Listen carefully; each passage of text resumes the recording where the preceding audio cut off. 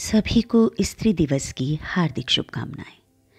आज स्त्री दिवस पर मेरे स्वर में जया जी की कहानी अब उठूंगी राख से। ये कहानी स्त्री मन को कुरेदती, प्रेम और घृणा दर्शाती, कहने और ना कह पाने की ऊहापोह, बंधन, आज़ादी की चाह, जाने कितने ही भावों को समेटे हुए है। ना जाने कितनी स्त्रियों को ये कहानी उनकी अपनी सी कहानी लगती है।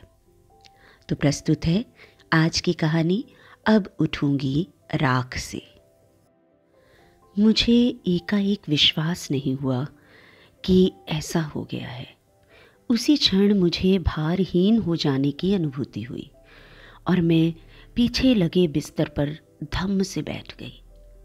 निकट खड़ी नर्सेस ने मुझे पकड़ना चाहा, पर मैंने उन्हें हाथ से बरस दिया।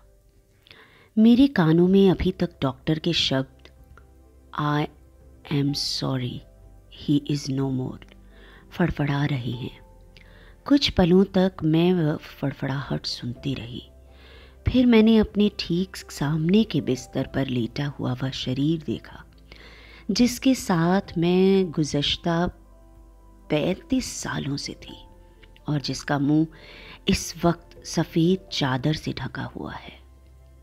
35 साल, आजीवन कारावास से थोड़ा लंबा, निरुद्देश्य जीवन, चक्की के 2 पाटों के बीच पिसता। एक नर्स मेरी पीठ थपथपा रही है और सहानुभूति के कुछ शब्द कह रही है। मुझे उसके शब्द सुनाई नहीं दे रहे, बस होंठ हिलते दिखाई दे रहे हैं। भीतर सब कुछ शांत है, बेइंतहा शोर के बाद की शांति, खाली नीला आसमान। मैं देर तक उसमें रहना चाहती हूँ, पर अभी नहीं। नर्सेज मुझे छोड़ फोन कॉल्स में उलझ गई। इस सब की उन्हें आदत है, हर रोज होता है ये। जीवन मृत्यु से हर रोज का सामना। कितना सोचें और क्यों, मैंने मोबाइल निकालकर बेटे को मैसेज किया, कम सून ही इज़ नो मोर। लिखते हुए मेरी उंगलियां शिथिल हो गईं। हमें सब कुछ समेटना है और आज ही डेड बॉडी घर ले जानी है, इस पराए शहर से अपने शहर। हालांकि मैं कुछ देर चुपचाप बैठ जाना चाहती हूँ, इस शांति को अपने भीतर उतरने देना चाहती हूँ। कितना शोर रहा है मेरे सालों में मेरे भीतर, हाँ और ना का, पकड़ने छोड़ने का, फर्ज और अपनी निजी ज़रूरत का, विवेक और मूर्खता का, नफरत का, विरक्ति का, भाग निकलने की छटपटाहट का, अपने आत्मसम्मान की धज्जियां ओढ़ते अपनी आंखों से देखने की तकलीफ का। सवाल यह नहीं है कि कौन जीतता या हारता था, सवाल सतत चलते संघर्ष का था, जिससे छुटकारा दूर दूर तक दिखाई नहीं देता था। मुझे बचपन के वर्षों में उद्देश्यपूर्ण जीवन जीने का चुनाव करने की नसीहत देने वाले पिता ने निरुद्देश्य जीवन जीने की दिशा में फेंक दिया, जहां मेरी कीमत मादा से ज़्यादा नहीं थी, जहां मैं सिर्फ ज़रूरत थी, चाह नहीं। और 35,000 वर्षों तक मैं ऐसी ही चलती रही, भीतर धीरे धीरे सुलगती, खुद को राख होते देखती। नर्स ने मुझे उसी सुन्न अवस्था में बैठे देखा तो मेरा सामान समेटने में खुद जुटी। इस बीच वह निरंतर आने वाली फोन कॉल्स का जवाब देती जा रही थी। मत उठाओ, नहीं चाहिए। मैंने एक विरक्त नज़र से अपने उस सामान को देखा जिसे ढोने में ही मैंने जीवन की सार्थकता खोजनी चाहिए थी। नर्स रुक गई। होता है, इस तरह के सदमे से लोग व्यक्ति विरक्त हो जाते हैं। थोड़ा सा सामान फेंक भी दो तो क्या, इन लोगों को क्या फ़र्क पड़ेगा जो इतने महंगे हॉस्पिटल में इलाज कराने आते हैं। जिंदगी कहाँ छुपी है, इस सवाल का सामना करने का साहस आने से पहले ही मौत आ जाती है। नर्स ने बड़े दार्शनिक ढंग से सोचना चाहा। नाइट ड्यूटी और रिश्तों के ठंडेपन, फिनाइल और दवाओं की गंध से भरे माहौल में वह अक्सर एक गर्म ख्याल, ख्वाब या किताब अपने पर्स में रखती है। कोई तो साथ हो इस सफ़र में। उनके आने में अभी देर है, नर्स ने मुझसे आहिस्ता से पूछा। दरअसल वह पूछना चाहती है, क्या मैं जाऊं? बेड नंबर 3, 4, 5 की दवाओं का समय हो गया है। 6 का ब्लड प्रेशर चेक करना है, 7 का और 8 का। और ये विडंबना यह कि इस सब के बीच अपने और परिवार के लिए एक स्वस्थ जीवन जीने की कामना। वह बीमारियों से जुड़ी बातें ज़्यादा जानती है, स्वस्थ रहने की कम। यह सब जो वह पिछले 15 सालों से कर रही है, उसके अवचेतन का हिस्सा हो गए हैं। मैंने सिर हिला दिया। मैं चाहती हूँ मुझे अकेला छोड़ दिया जाए। यहीं एक ख्वाहिश तो रही है सालों से कि मुझे अकेला छोड़ दिया जाए, पर नहीं छोड़ता कोई।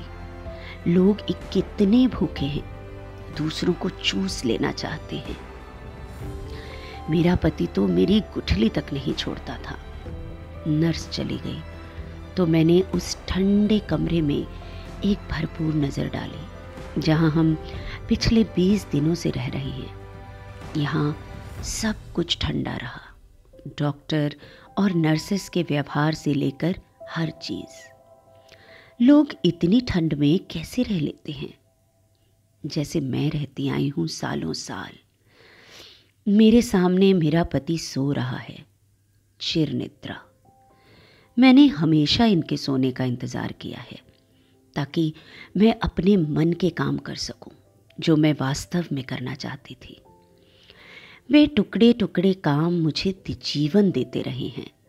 मुझे इस वक्त मेरे अधूरे कामों की लिस्ट दिखाई दे रही है, अधूरी जिंदगी की पीड़ा जो लिबास बदल बदल कर मेरे सामने आती रही है। मैंने अपने सिर को झटका, उठकर खड़ी हुई, पलंग के निकट आई, चादर हटाकर उसका चेहरा देखा। सफ़ेद चेहरा सूजकर काला हो गया है, जिस्म लकड़ी। मैं उससे वह सब कहना चाहती थी जो कभी नहीं कह सकी। जीवन भर मैं तुम्हारे सामने खुली किताब की तरह लटकी रही। मेरे फड़फड़ाते पन्ने मैले हो गए, फट गए। मेरी कविताएं शब्दहीन मेरे स्रोत पर सूख गईं। तुमने सिर उठाकर कभी मेरा चेहरा तक नहीं देखा। मेरी मौजूदगी का तुम्हें कभी पता ही नहीं चला। मैं तुमसे नफरत करती हूँ। तुमने मुझे कभी देह से ज़्यादा समझा ही नहीं। तुम जब भी मेरे पास आए कुछ न कुछ मांगने आए। जो मैं नहीं देना चाहती थी तुमने छीन लिया। तुमने मुझसे मेरे ख्वाब छीन लिए, मेरी उड़ानें, मेरे आसमान, मेरी आकांक्षाएं। मैं अपनी काया में अकेली खड़ी थी। साबित, तुमने मुझे टुकड़े टुकड़े कर दिया। दूसरे के भीतर नफरत की फसल बोते समय यह कोई नहीं सोचता कि यह फसल आखिरकार उसे ही काटनी होगी। इन 35 सालों में तुमने मुझे समझा नहीं, देखा नहीं, सुना नहीं, कभी परवाह नहीं की। मैं भरपूर नफरत से उसे देखती रही, जिसकी यात्रा मात्र एक भूख से दूसरी भूख तक होती रही, जिसके लिए दूसरे की उपयोगिता मात्र इतनी है कि वह कितना उसके काम आ सकता है। अब मैंने अपने भीतर झांका। क्या है वहाँ? स्मृतियाँ, कुंठाओं, तनावों, नफरतों, किस्म किस्म के दुखों का अंबार, छटपटाहट, हताशा, गुजर चुके को ना पकड़ सकने की विवशता का जानलेवा एहसास। हम उन लम्हों के साथ नहीं रहना चाहते जो जी रहे हैं। हम उन लम्हों के साथ रहना चाहते हैं जो नहीं जी सके। मेरे उड़के दरवाजे के पीछे वे लम्हे कतार में खड़े हैं। मैंने अपना दरवाज़ा कसकर बंद कर लिया। अचानक उड़के दरवाजे को धकेलते मेरे दोनों बेटे आ गए। उन दोनों ने मुझे बाहों में भरा और रोने लगे। पुरुष जब रोता है तो एक अजीब एहसास होता है, छाती फोड़ने वाला एहसास। मैंने उन्हें तसल्ली देने के लिए उनके माथे पर हाथ फेरना चाहा तो पाया वो मुझे तसल्ली देते मेरी पीठ थपथपा रहे हैं। ये ठीक है, अब तुझे रोना चाहिए, मैंने अपने आप से कहा और चुप खड़ी रही। छोड़, मम्मी को मत रुला, बड़े बेटे ने दूसरे छोटे के कंधे पर हाथ रखते हुए उसे मुझसे अलग किया। छोटे को अपनी सिसकियां रोकने में कुछ वक्त लगा। बड़े की अपेक्षा वह अपने पिता से ज़्यादा जुड़ा था, उनका ख्याल रखता था, उनकी बात मानता था। मैं बिल पे करके आता हूँ, तब तक तू सामान उठा। बड़ा छोटे को निर्देश देते हुए रुमाल से अपनी आंखें पोंछता हुआ बाहर निकल गया। अब सब ठीक है, अब मुझे कुछ नहीं करना पड़ेगा। छोटे ने मुझे पलंग पर बैठाया और कमरे का सामान उठाने लगा। बड़ा बिल पे करके वापस आ गया, शव ढोने वाली गाड़ी भी। मृत्यु के बाद हम ढोते हैं, जीवन में साथ चलते हैं। मैंने पहली बार इस पर गौर किया, जीवन में भी तो ढोते हैं। उनका शव उठाकर गाड़ी में रखवा दिया गया। हम भी बैठ गए। ये डॉक्टर कितने बेईमान हैं। 20 दिन का बिल पता है कितना बनाया है? 5 लाख रुपए।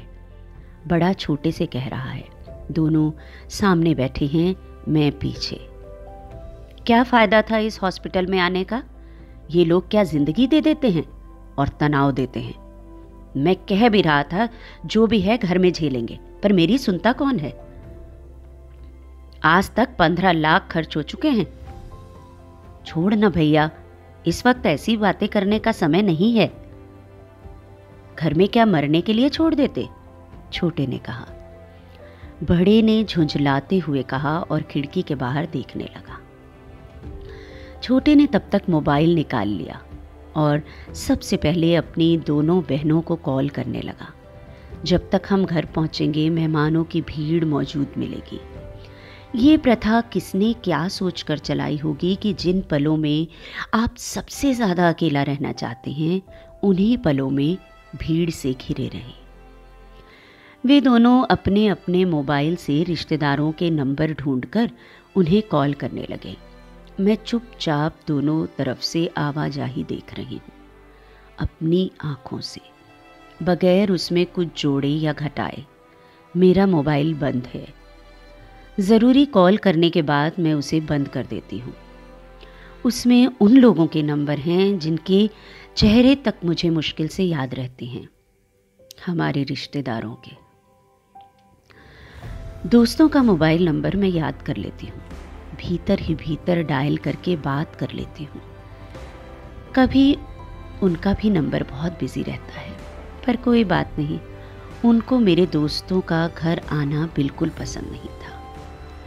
वे सोचते थे दोस्त आकर बिगाड़ देते हैं। जब भी मेरे दोस्त मुझसे मिलने आते, वे बीच में आकर बैठ जाते थे, बात बात में हस्तक्षेप करते या कमेंट। मेरे दोस्त थोड़ी देर बैठकर चले जाते। मैं उनसे तभी बात कर पाती थी जब मैं खुद को अकेला कर लेती थी, और वो होता था बहुत कम। सोचना चाहती हूँ घर पर कितने लोगों की भीड़ मिलेगी, तो सोच नहीं पाती। भीड़ को जमा करने का काम हमेशा उसी ने किया है जो इस वक्त सो रहा है, अभी भी यही कर रहा है। हर वक्त हर किस्म के रिश्तेदारों को बुलाते रहना उसे बहुत पसंद था। वे रिश्तेदार जो बाहर पति और पुरुष होने का दम भरते थे, भीतर बीवियों से जूते खाकर हंसते थे, उनके साथ दोहरा खेल खेलते थे। कभी कोई ऊपर तो कोई नीचे। लोग मान लेते हैं कि यही जीवन है। सबको बताना ज़रूरी है क्या? बड़े ने उबे हुए मन से कहा। शायद कुछ तो सुनकर ही आ जाएंगे। अरे यार, इनको कितना बर्दाश्त करना पड़ता है, बड़े ने खींचते हुए कहा। वह मेरी तरह सोशल नहीं है, वह भी चाहता है लोग उसे अकेला छोड़ दें। अपने शहर के अपोलो हॉस्पिटल में थे तो दिन भर इतने लोगों का आना जाना रहता कि प्राइवेट रूम लगता ही नहीं। मैं तमाम वक्त हर आने वाले को उनकी बीमारी, चल चुके और चल रहे इलाज का ब्यौरा देती रहती और वे बेड पर लेटे लेटे आने वालों को देख खुश होते। उनकी नसीहतें और सुझाव सुन सुनकर मेरे कान पक गए थे। आने वाले अधिकतर लोग डॉक्टर थे, बगैर डिग्री के। शायद इसीलिए अपोलो वालों ने कहा हो, अब तुम इन्हें बाहर ले जाओ और हमारा पिंड छोड़ो। इतनी डिटेल में सबके सामने बीमारियों का बखान करते हुए मुझे लगता रहता कि ये उनके लिए ठीक नहीं है। जिस उम्मीद को उन्होंने कसकर पकड़ा हुआ है, उस पर उनकी गिरफ्त कमज़ोर पड़ने लगी है। पता नहीं क्यों लोग दूसरे की हर बात जान लेना चाहते हैं। हुआ भी यही। वे धीरे धीरे उदास और निराश होते गए। फिर किसी के आने पर आंखें तक न खोलते। कभी कभी बंद पलकों में ठहरे हुए आंसू दोनों तरफ से लुढ़क आते और मात्र उसी क्षण में वे मुझे अपने थोड़ा करीब लगते। तो क्या दुख ही हमें एक दूसरे से जोड़ता है? दुख ही हमें अपने करीब लाता है? फिर हम नज़दीकी बड़े शहर में आ गए, सहानुभूति प्रदर्शित करते शब्दों से दूर, बड़े, महंगे और ठंडे अस्पताल में। और कितनी अजीब बात है, इस निहायत ठंडे, भावहीन, तन्हा कमरे में हमें लोगों की आँखों और शब्दों की वह गर्माहट याद आती रहती, जिसे हम बड़े ऊबे हुए भाव से पीछे छोड़ आए थे। यहाँ सब एक जैसे डॉक्टर और नर्सेस थी, एक जैसी मुस्कान, एक जैसी गंध, एक जैसे शब्द। इन्हें दिया तो हौसला बांधने के लिए जाता था, पर जो वास्तव में हौसला तोड़ते थे। उनके पीछे से निकलते भय के पंजे पेशेंट का दिमाग इस तरह दबोच लेते थे कि हृदय से टपकता लहू किसी को दिखाई नहीं देता, उस पर आसपास का माहौल। मैं उन क्षणों में मानवता के नाते ही सही उनके करीब रहना चाहती थी कि कहीं से तो कोई गर्मी उन्हें मिलती रहे। अपना हाथ उनके हाथ में दे उन्हें कस कर बांधे रहती, पर हकीकत दोनों हाथ ठंडे ही रहते थे। मैं उनके सामने अपना अर्थ खो चुके उन्हीं वाक्यों को दोहराना चाहते हुए भी दोहरा नहीं पाती थी कि मत डरो, कोई नहीं मरता, कुछ नष्ट नहीं होता। जिसे हम मरना कहते हैं वही अपनी राख से उगना भी तो है। मुझे इस वाक्य के खारिज हो जाने का डर था। जिस तरह आज तक मेरी समस्त धारणाओं, विश्वासों और अज्ञात के प्रति प्रेम को खारिज किया जा चुका था, यह कहते हुए कि जो बातें समझ में नहीं आती उनका अस्तित्व नहीं है। और क्या यही सामान्य सच नहीं है? हमें लगभग 200 किलोमीटर चलना है। हजारों किलोमीटर चल चुका जीवन 200 किलोमीटर और। गाड़ी के झटकों से मुझे नींद आ रही है। लग रहा है मैं अपनी ही कोई फिल्म देख रही हूँ। कुछ हिस्से कट कट गए हैं, कुछ बार बार रिवाइंड हो रहे हैं। इस रास्ते का पूरा सदुपयोग मेरे बेटों ने किया। अधिकतर रिश्तेदारों को फ़ोन करने के बाद उन्होंने दाह संस्कार का टाइम भी तय कर डाला, शाम 4 बजे। मैंने घड़ी पर नज़र डाली, 11 बज रहे हैं। कल रात ही तो, हमें पता ही नहीं चला कब हो गया। हफ्ते भर से उनकी तकलीफ बढ़ गई थी। खाना तो कब का छूट गया था, बात करना भी छूटता जा रहा था। हालांकि बात करने को वे बहुत छटपटाते थे। उन्हें देखकर ही समझा जा सकता था कि संवाद किस तरह उनकी आत्मा की ज़रूरत है, पर दूसरे की इस ज़रूरत को वे कभी नहीं समझ पाए। आईसीयू में डॉक्टर खड़े होने भी नहीं देते। शाम को बस आधा घंटा।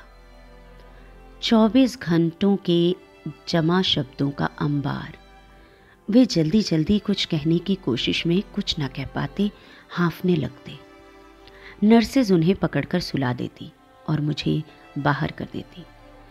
कल रात भर वे छटपटाते रहे थे। हफ्ते भर से उनकी यही रट थी कि मुझे घर जाना है। असले सुबह उन्हें सांस लेने में तकलीफ हो रही थी। फिर जाने कब। मैं बाहर सो रही थी, कुछ पता ही नहीं चला। जब नर्स आई बताने, सब कुछ खत्म हो चुका था। क्या कहना चाहते रहे होंगे वो, मैं नहीं सोचना चाहती। मैं उनके शब्दों से चोटिल थी। मैंने उन्हें सुनना तो कब का बंद कर दिया था। पर घाव, कितनी भी मरहम की परतें चढ़ा लो, कोई घाव नहीं भरता। वह और गहरा होता जाता है। शरीर से गायब होता है तो मन में उतर जाता है। घर नज़दीक आ रहा है। घर के सामने खड़ी गाड़ियों की कतारें देखकर ही मैं समझ गई काफ़ी लोग आ गए हैं और ये सिलसिला चलता रहेगा। हमारी गाड़ी के रुकते ही हम लोगों से घिर गए। शव को और मुझे नीचे उतारने में सबने मदद की। मैं किसी की आंखों में देखे बगैर आगे बढ़ रही थी कि मेरी दोनों बेटियां, माँ ये क्या हो गया, पप्पा को कहाँ छोड़ आई, कहते हुए मुझसे लिपटकर ज़ोर ज़ोर से रोने लगी।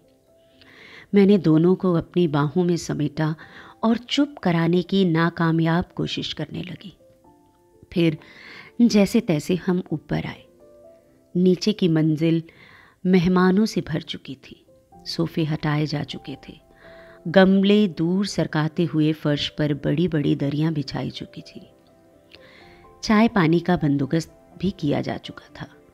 मुझे बीच में बैठा दिया गया और घेर कर सारे लोग बैठ गए। वे हॉस्पिटल की एक एक बात जान लेना चाहते हैं और उन्हें बताने को मेरे पास कुछ नहीं है।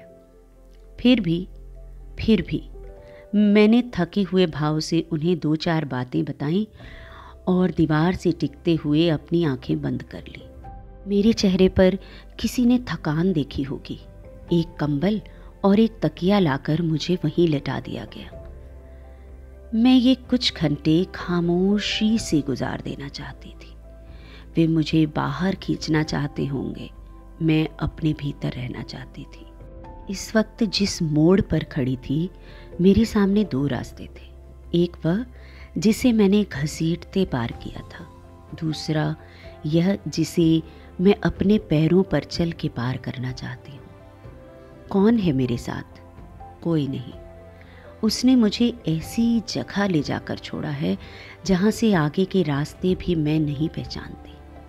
पर मैं चलूँगी बगैर किसी सहारे के। कैसा होता है वह चलना, जहाँ कमर में सिर्फ आपका अपना हाथ हो। मैंने सख्ती से अपनी उंगली पकड़ रखी है। नहीं, खोना नहीं, रोना तो बिल्कुल नहीं, बस होना। उनका शव ऊपर लाया गया और पहले से बनाई गई जगह पर रख दिया गया। सिरहाने एक दिया जला दिया गया। उनके आते ही रुदन की आवाज़ें आने लगी। सबसे तेज़ मेरी बेटियों की आवाज़ें हैं जो अपने पापा को पुकार रही हैं। पुकारें जो ना कहीं से आती हैं ना कहीं पहुंचती हैं।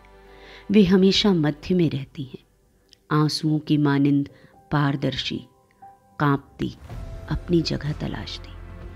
समय सरक रहा है, आवाज़ें काफ़ी कम। शायद चाय पानी पिलाया जा रहा है। लोग वापस लौटने लगे हैं अपनी दुनियाओं में।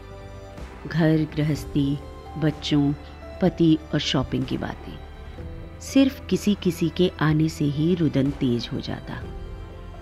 ज़रा सी देर बिना आंखें खोले उनकी आवाज़ें सुनती हूँ। जानती हूँ वे हमारे नहीं अपने दुखों के लिए रो रहे हैं। दुख की शक्ल हमेशा एक सी होती है, सिर्फ भय के पंजे अलग अलग शक्ल के होते हैं। कोई आकर मुझे चाय और पानी पिला देता है। अब मुझे बैठा दिया गया है।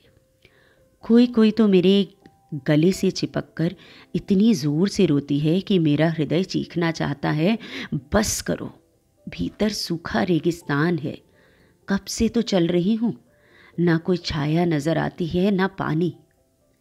3:30 बजे 8-10 पुरुष ऊपर आ जाते हैं। वे वहाँ बैठी महिलाओं को उठाकर अंदर भेज देते हैं ताकि उन्हें नहलाने की प्रक्रिया शुरू की जा सके। बाल्टी में पानी, मुल्तानी मिट्टी, तेल और नए कपड़े उन्हें मेरी बेटियों ने दे दिए हैं। सारी महिलाएं अंदर कमरों में चली गई हैं। शव को घेरे सब खड़े हैं। अब वे जाने को तैयार हैं। उन्हें नीचे ले जाया जा रहा है, पोर्च में, जहाँ पहले से ही अर्थी तैयार की जा चुकी है। बेटियाँ उनके सिर के पास और उनके पैरों के पास बैठकर थोड़ी देर रोती हैं। फिर वे दूसरे कामों में व्यस्त हो जाती हैं। अर्थी तैयार हो चुकी है।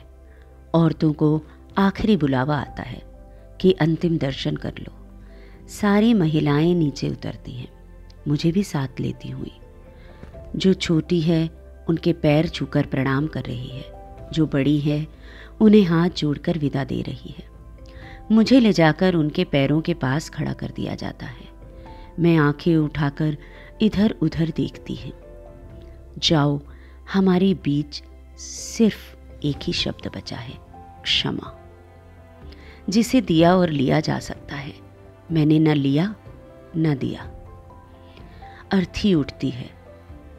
घुटा हुआ सिर लिए मेरे बेटे अर्थी उठाए आगे पीछे चलने लगते हैं। अंतिम विदाई। मैं धम से बाहर रखी कुर्सी पर बैठ जाती हूँ। बाहर ना जाने कितने लोग अपने अपने ग्रुप बनाकर खड़े हैं। बातें बीमारियों और मौत के इर्द गिर्द घूमती। कुछ को देर हो रही है, वे बार बार घड़ी देखते हैं। कुछ ने स्कूटर स्टार्ट कर लिए हैं और अर्थी के गुजरने के बाद जाने की राह देख रहे हैं। मरने से पहले हम कितने काम कर लेना चाहते हैं और मरने के बाद सब व्यर्थ हो जाता है, किया भी अनकिया भी। सारी औरतें बाहर बिछी दरियों पर बैठ जाती हैं। बिना नहाए कोई भीतर नहीं जाएगा।